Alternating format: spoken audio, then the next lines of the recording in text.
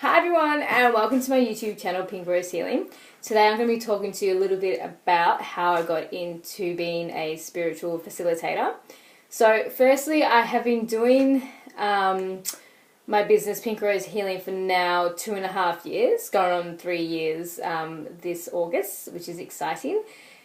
And it's going really, really well. And how I got into it was all about the experiences that I've gone through my whole life. So since I could remember, so around 5 and 6, I constantly saw ghosts and spirits and archangels. I could talk to my autistic brother mind to mind. I could see things around people. I could feel energies that no one else could feel.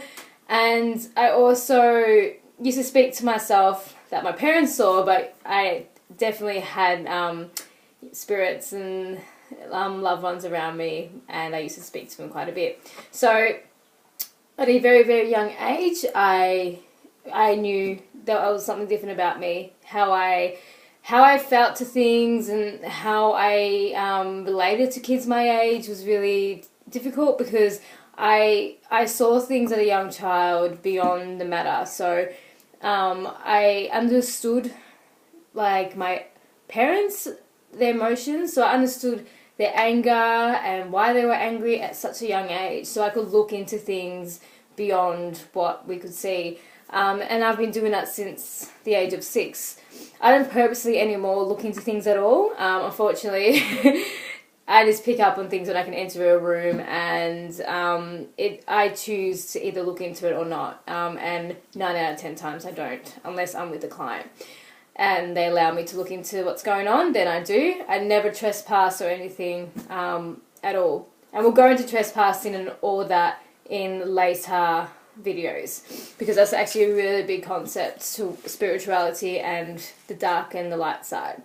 Anyway, so around 12 years old, my auntie brought me my first angel cards, and I used to play with them a lot. So I used to do cards for myself and my friends, and I was always spot on with them, and they always freaked out, like, how do you know that about my parents, or how do you know that my family member died 2 years ago? I just began to have such a strong connection to the universe and how to bring down messages. And I did that for a while, and I'm a drawer, so I do a lot of, angels and weird things that obviously were channeled through me from the universe to draw. And I still have those drawings today. And so I did all those kind of things until the age of 15. From the ages to 15 to 21, I stopped my spiritual practice, and I went through quite a bit at that age, and a lot of things happened, a lot of life lessons. And I always had it in me to connect, but I wasn't as strong as I usually am at all. When I came to my spirituality, I just blocked it off, and I became a bit of a rebel, and just went through a life hiccup for many years.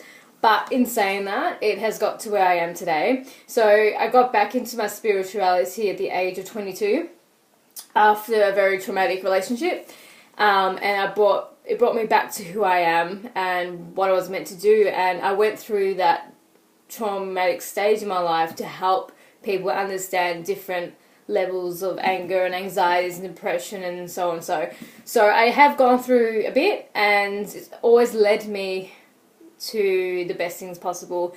And now I can understand people on a different level because I actually have gone through it. And to me, they make the best practitioners if you can actually relate to your client. Not through textbook, but literally through emotions and concepts, and being able to connect on that level where you've gone through the same thing. So then what happened was I met my beautiful fiance at the age of 22, that's right. And, we clicked straight away. We were friends for 6 months, and then, one thing led to the other. Because we had such a strong connection, we just naturally became boyfriend and girlfriend. Nothing really, nothing was set in stone. It was just like we just went with the flow. And because he was such an easygoing guy, I guess my spirituality practice grew stronger because I was able to talk to him about it, and he was really interested. Not at first, actually. I was kind of creeped out. And at the start, I was like, you keep that stuff to you, and I'll I'll try to understand you on some kind of level. But we moved in after we got together after 3 months, and I go to him, I want to open my spiritual practice. Like, I want to work in this field.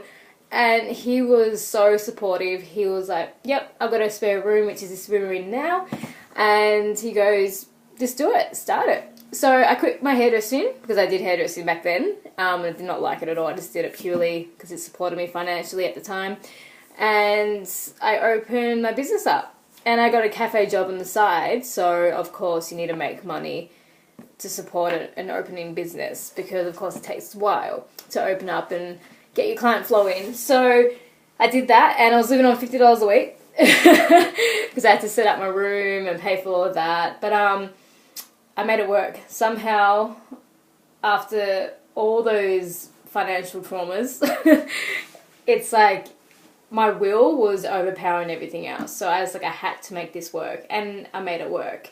And to this day, it's growing and growing, and I have many amazing clients, both in Australia, in America, all over the world, which is amazing. And it's great. So what I did to get here, of course, I did my Reiki Mastery, and I also am a vibrational kinesiologist. So Reiki Mastery, did it through Sheila Kennedy, and also my vibrational kinesiology through Sheila Kennedy.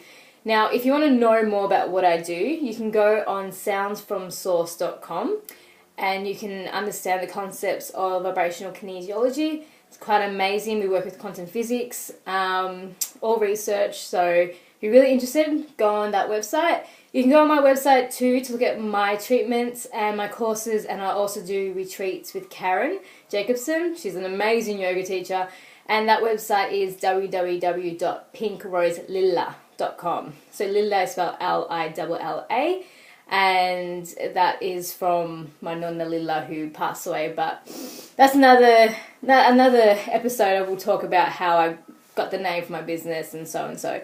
But just to recap on what I do, so Reiki Mastery, of course, Reiki is an energetic healing, and that energy is channeled through the universe. What I like to say is we channel through energy with ourselves all the time. You can walk into the room and be like, why is the room so awkward?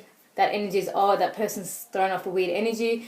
So energy is all around us. So pure energy, of course, comes from the universe up there, space, whatever you want to call it, and we just channel through that frequency to our client. Vibrational kinesiology, which is totally amazing, we work with the frequency of sounds. So frequency, we work around the world as well. So turning on the television with the remote, frequency sends signals to the TV. That signal, that frequency, I work with cellular memory. So it's quite an amazing modality, can really change lives, changed mine.